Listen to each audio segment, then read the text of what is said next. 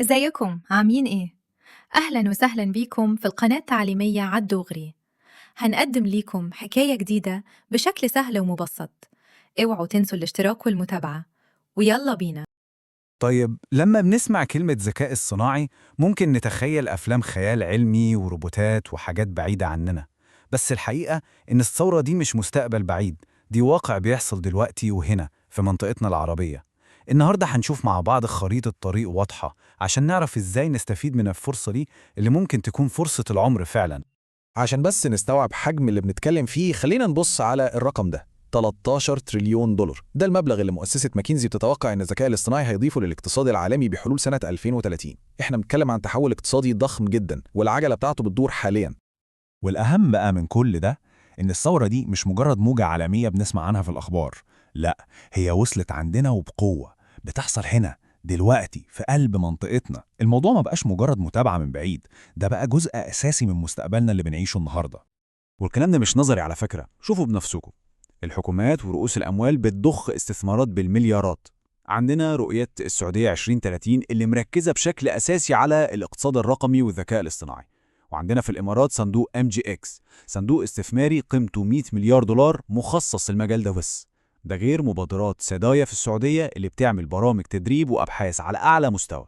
كل ده معناه حاجة واحدة: وظائف جديدة، فرص حقيقية، ونمو اقتصادي بيحصل عندنا. طيب عشان الموضوع يبقى واضح، احنا هنمشي على خريطة طريق بسيطة. أول حاجة هنتكلم عن الأساس، إزاي نتعلم. بعدين هنشوف المسار المهني والوظائف المتاحة، وبعدها إزاي ممكن أي حد يبدأ مشروعه الخاص في المجال ده.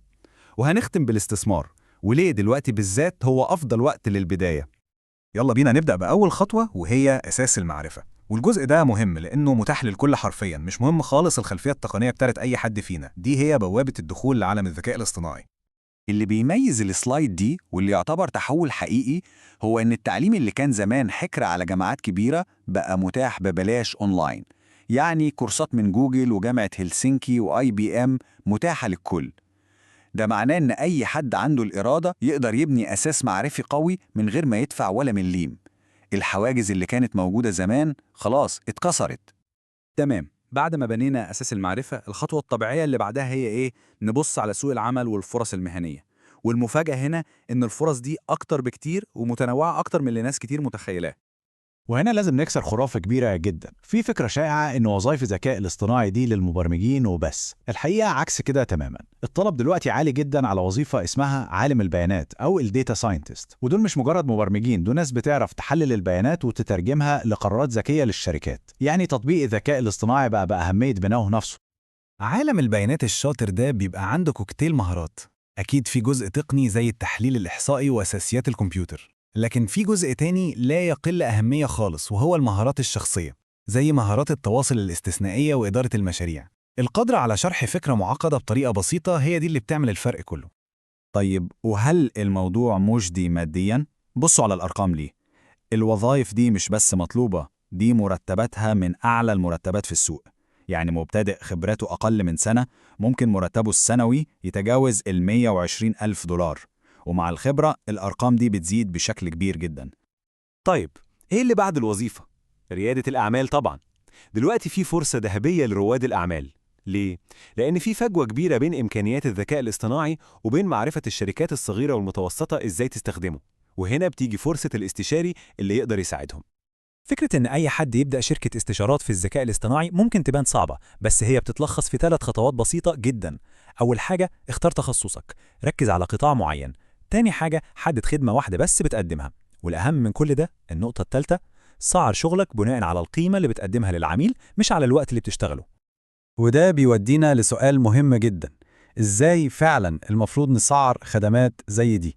إيه الطريقة الصح اللي تضمن حق الطرفين وتكون مجدين؟ بصوا، المشكلة في التسعير بالساعة إنه بيعاقب الكفاءة. يعني كل ما الواحد بقى أشطر وأسرع في شغله كل ما دخله قل، وده مش منطقي. الحل هو التسعير القائم على القيمة. يعني العميل بيدفع مقابل النتيجة، مقابل التوفير اللي هيعمله أو الأرباح اللي هيحققها، مش مقابل عدد الساعات. والمقولة دي بتلخص الفكرة كلها. الشركات لا تشتري وقتك، إنها تشتري التقدم. هما بيشتروا حل لمشكلة، بيشتروا تطوير لشغلهم. التركيز لازم يكون على النتيجة النهائية. نيجي بقى للمسار الأخير وهو الاستكمار. للناس اللي مش بالضرورة هتشتغل في المجال بنفسها بس عايزة تكون جزء من النمو ده وتنمي رأس مالها، في طرق كتير جدا للمشاركة في الطفرة دي. الاختيارات متنوعة جدا. ممكن تبدأ من الحاجات الأكثر أماناً زي أسهم شركات عملاقة زي انفيديا أو صناديق المؤشرات المتداولة زي بوتزات، وممكن تروح للخيارات اللي مخاطرتها أعلى بس عائدها المحتمل أعلى بكتير زي الاستثمار في الشركات الناشئة أو بناء مشروع خاص من الصفر. الرقم ده بيدينا فكرة عن حجم السيولة اللي بتدخل في القطاع ده. 200 مليار دولار هو حجم الاستثمارات العالمية المتوقعة في الذكاء الاصطناعي بحلول 2025. يعني احنا بنتكلم عن نهر من الأموال بيتدفق في المجال ده، وده بيخلق فرص استثمارية ضخمة. ومرة تانية لازم نربط ده باللي بيحصل عندنا في المنطقة. الكيانات المحلية الكبيرة بتلعب دور أساسي. شوفوا شركة MGX الإماراتية، هدفها تدير أصول في المجال ده بقيمة 100 مليار دولار. ده بيأكد إن في لاعبين كبار جدا في منطقتنا بيقودوا الموجة دي. كل ده بيوصلنا لنقطة واحدة محورية وخلاصة مهمة جدا، وهي إن الفرصة موجودة والوقت هو دلوقتي. التوقيت الحالي هو أهم عامل في المعادلة كلها. المقولة دي بتوصف الوضع الحالي بالظبط. في فجوة كبيرة بين الإمكانيات الجبارة للذكاء الاصطناعي وبين معرفة الشركات إزاي تستخدمه. الفجوة دي هي اللي بنسميها الفرصة. بس المهم نعرف إن الفجوة دي مش هتفضل موجودة للأبد، هي مسألة وقت وهتتقفل. يعني الخلاصة واضحة وصريحة. النهاردة في فرصة فريدة من نوعها، بس في نفس الوقت محدودة. سواء كان المسار هو التعلم أو العمل أو الابتكار وريادة الأعمال أو الاستثمار، وقت التحرك هو دلوقتي قبل ما السوق ينضج تماما والمنافسة تبقى أصعب بكتير. وفي النهاية بعد ما شفنا كل المسارات دي من التعلم للوظيفة للمشروع الخاص للاستثمار، بيفضل سؤال واحد بس لازم كل واحد يسأله لنفسه: يا ترى إيه هتكون الخطوة الأولى؟